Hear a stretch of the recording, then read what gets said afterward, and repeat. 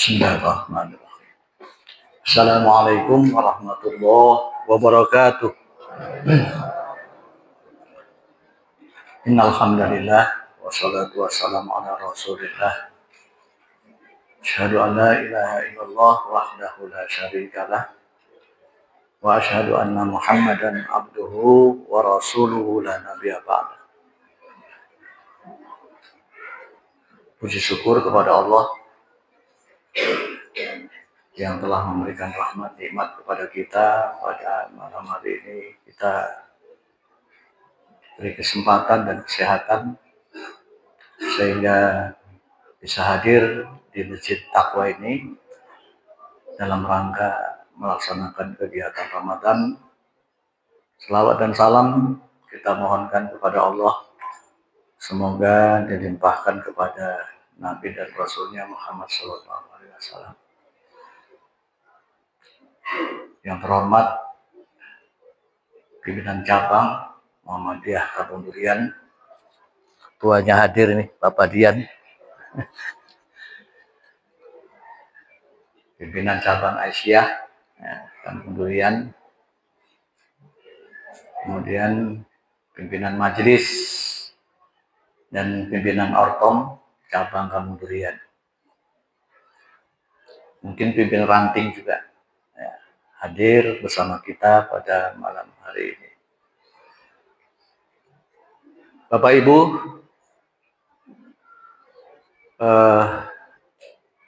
sebagai lanjutan dari kajian kita, yaitu masalah faraid.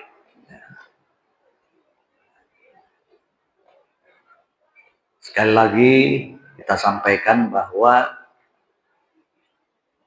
masalah faraid ini masalah yang penting, tapi jarang umat Islam mengkajinya.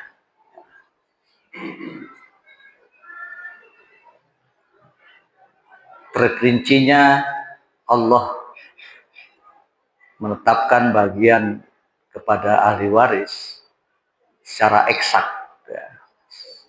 1/2, 2/3, 1/4, 1/6, 1/8, itu menandakan Allah menganggap penting untuk supaya manusia ini tinggal melaksanakan saja tanpa adanya perbedaan-perbedaan.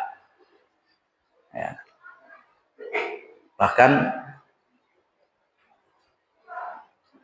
rasanya para mujtahid tidak perlu lagi mengadakan semacam fatwa-fatwa, pendapat-pendapat yang begitu banyak sekali di dalam persoalan faraid, karena sudah terperinci. Dan kemudian terperinci ini menandakan bahwa faraid ini siap pakai sampai hari akhirat atau sampai hari kiamat, kiamat.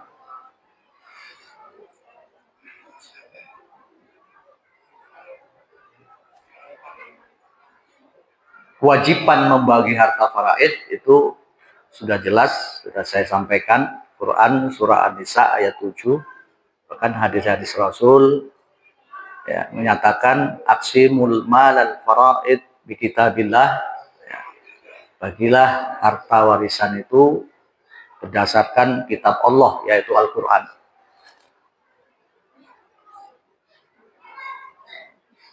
Kapan dibagi harta warisan? Kalau menurut hukum, berdasarkan Al-Quran, bahwa faraid itu terjadi setelah kematian. Tidak ada faraid kalau tidak ada kematian. Jadi mati dulu seseorang yang punya harta, maka disitulah kewajiban faraid untuk dilaksanakan. Loh, Pak, kalau sebelum mati dibagi bagaimana?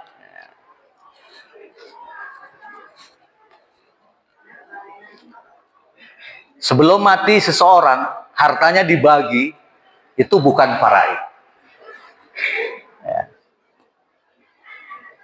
Tapi itu hibah, atau pemberian saja sebagai seorang tua kepada anaknya. Sah-sah saja. Ya. Ya. Tapi sebagai orang tua juga harus menyadari bahwa selama dia hidup, ya kalau hartanya banyak itu kecuali ya. Tapi kalau hartanya pas-pasan selama hidup, dia itu kan masih butuh dengan harta untuk berinfak, untuk nafkah, dan sebagainya. Jadi kalau ini dihibahkan seluruhnya kepada ahli waris, maka orang tua itu atau yang punya harta itu nggak punya lagi kalau sudah hibah. Karena hibah itu pemindahan hak dari orang tua kepada anak.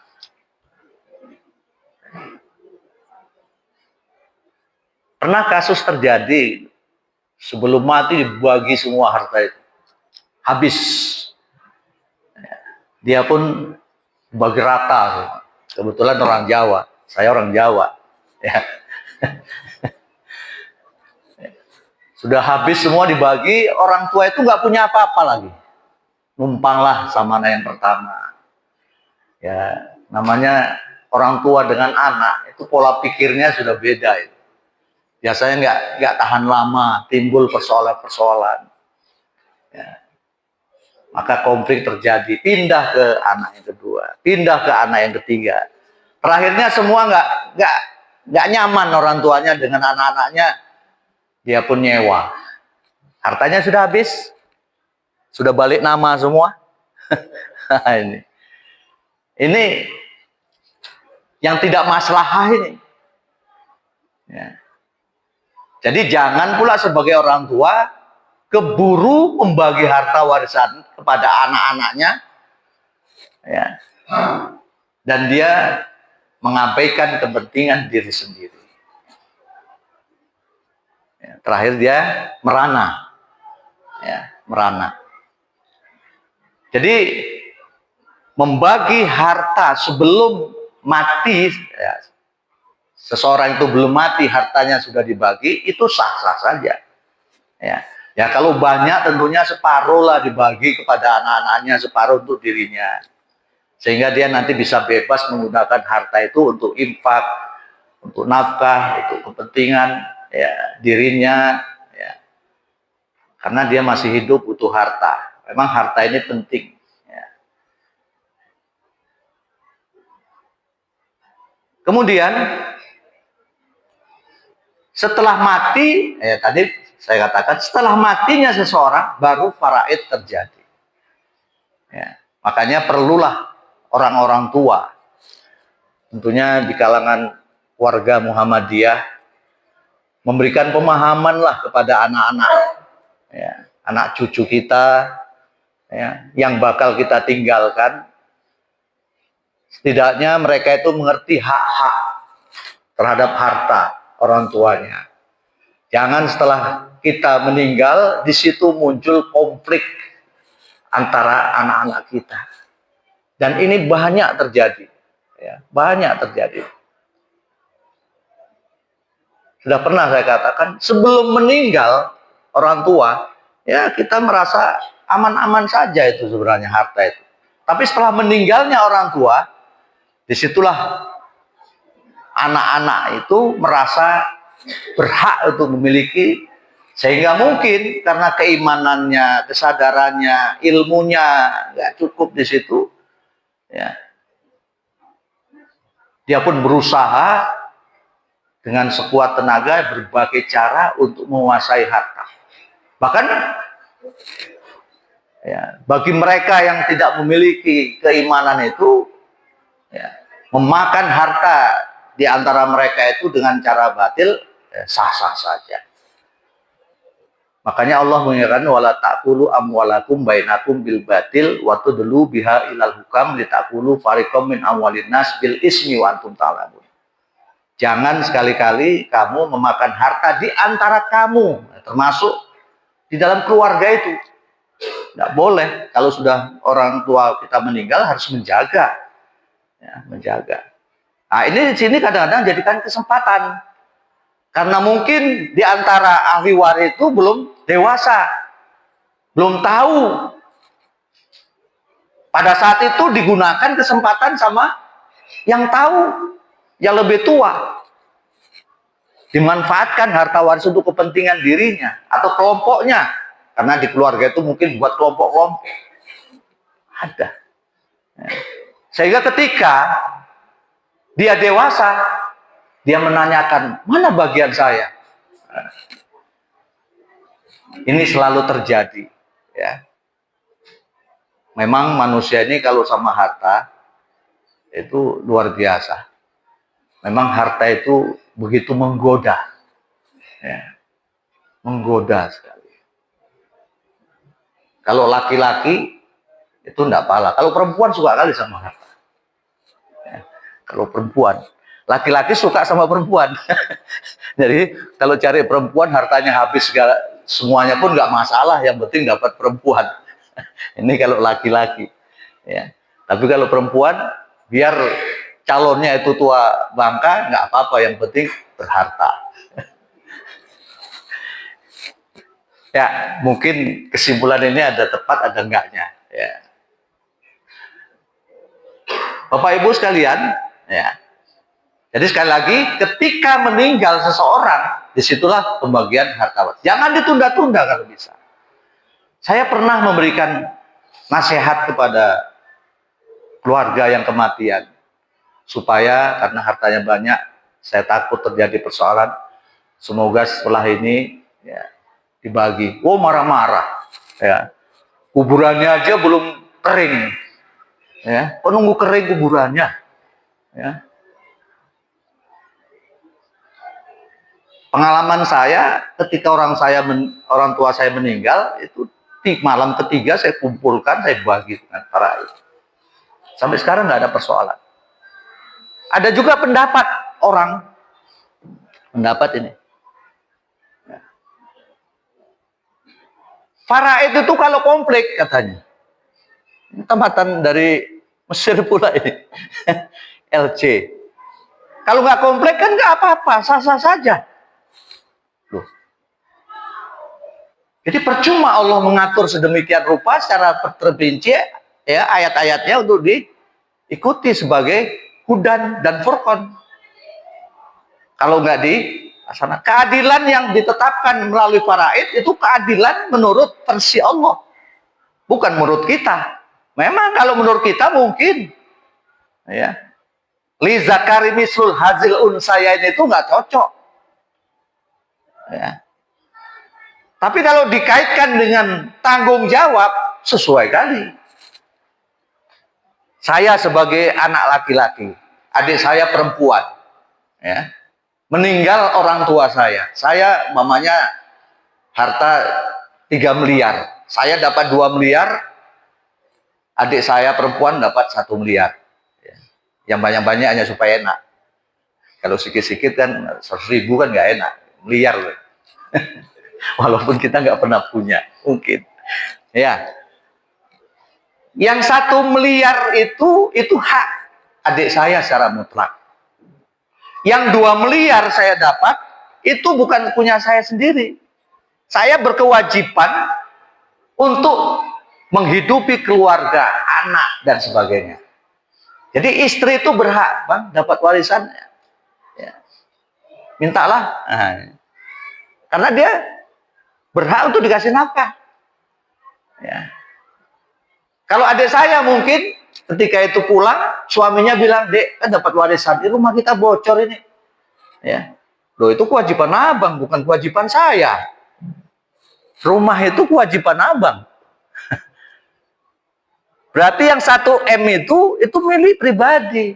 Boleh sih, boleh kalau mau utang itu ya. Ngutang kan boleh.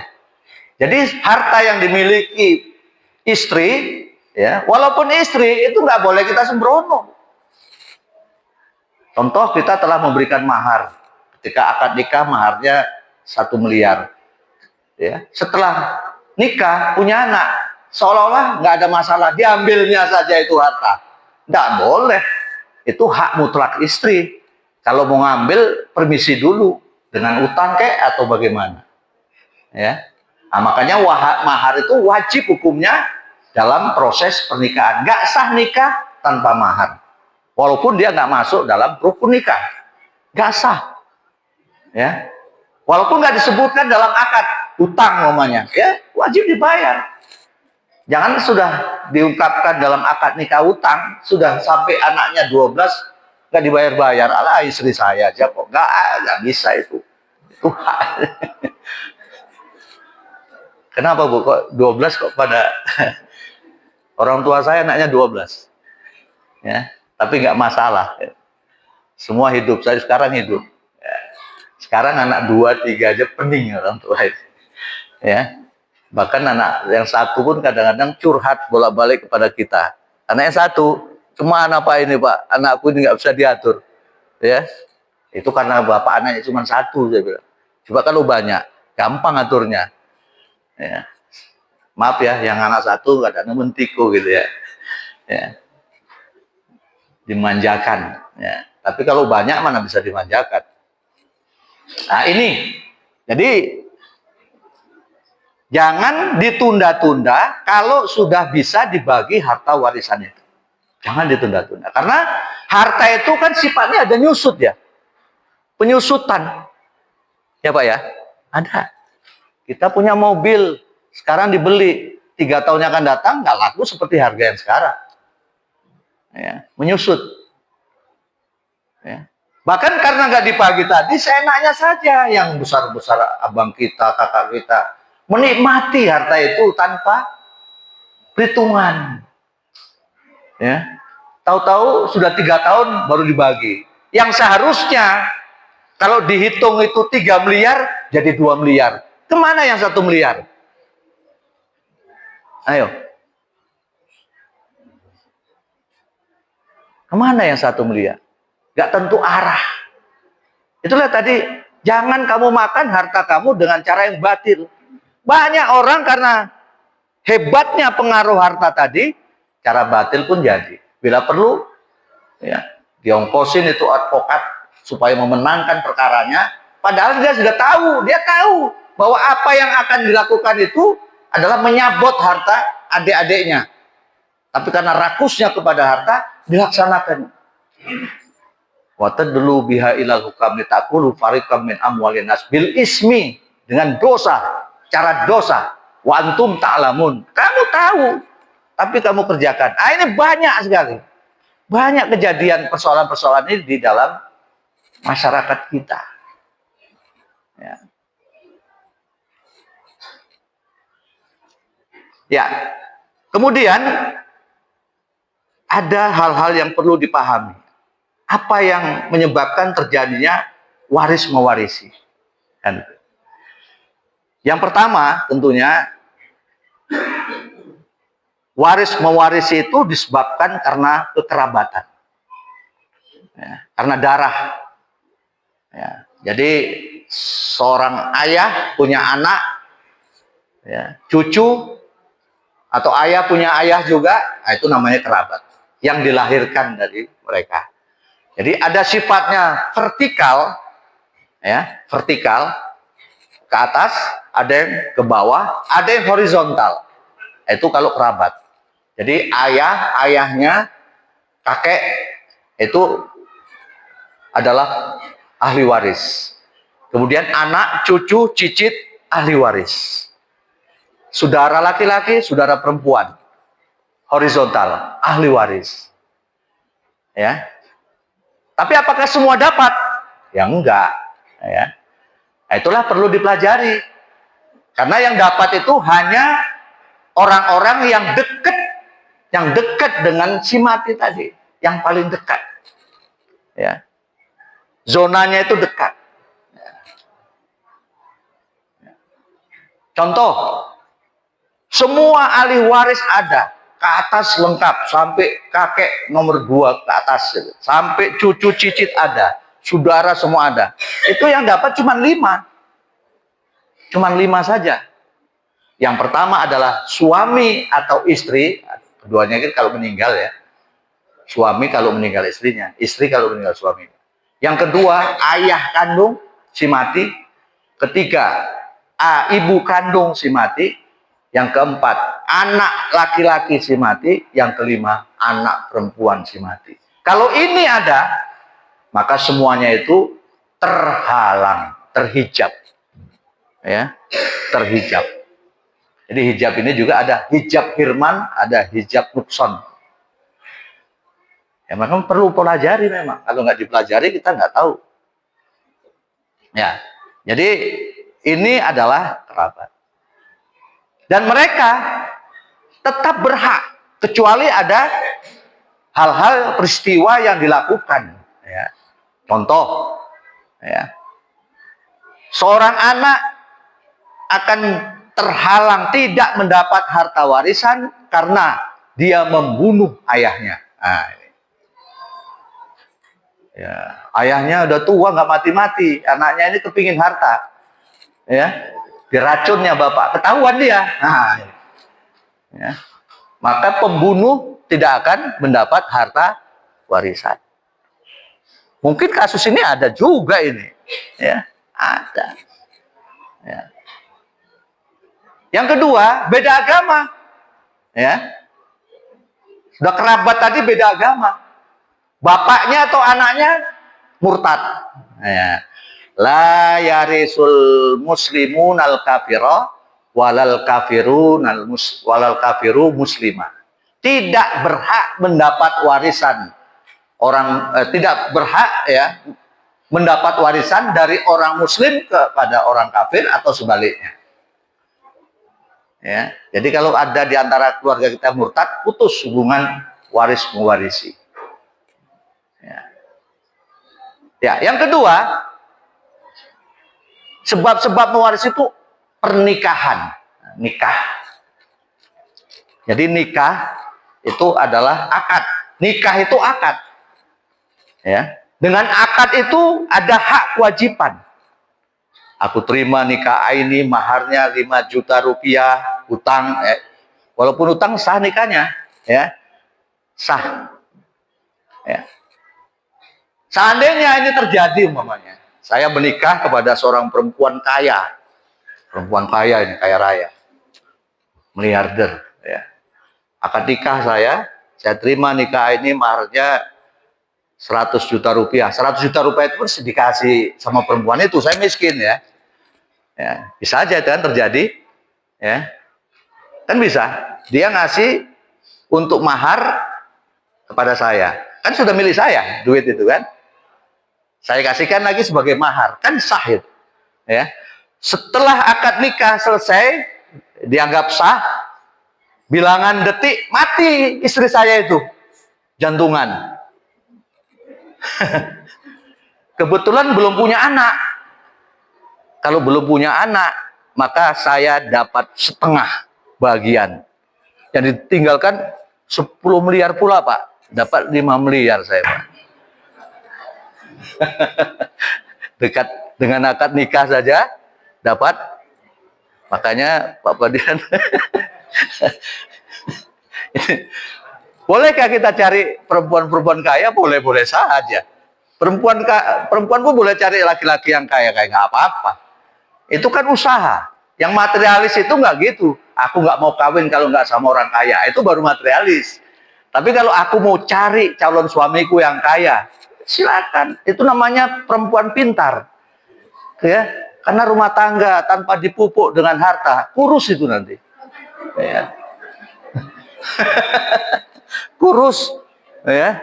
Anaknya pun lahir nanti nggak bergizi. Ya. Ya. Apa ridho ibu-ibu nikah terus-terusan, tapi rumahnya nggak punya, ya kan? Tidurnya pakai kardus, ya. Suruh belanja jalan kaki terus-terusan. Ya, nah, tapi kalau itu pun diridhoi nggak masalah. Tapi kan tidak sejahtera namanya, ya. Yang namanya samawa itu kan, nah ini samawa ini Ibu Rasta yang tahu ini. Disertasinya itu masalah samawa. Apa itu?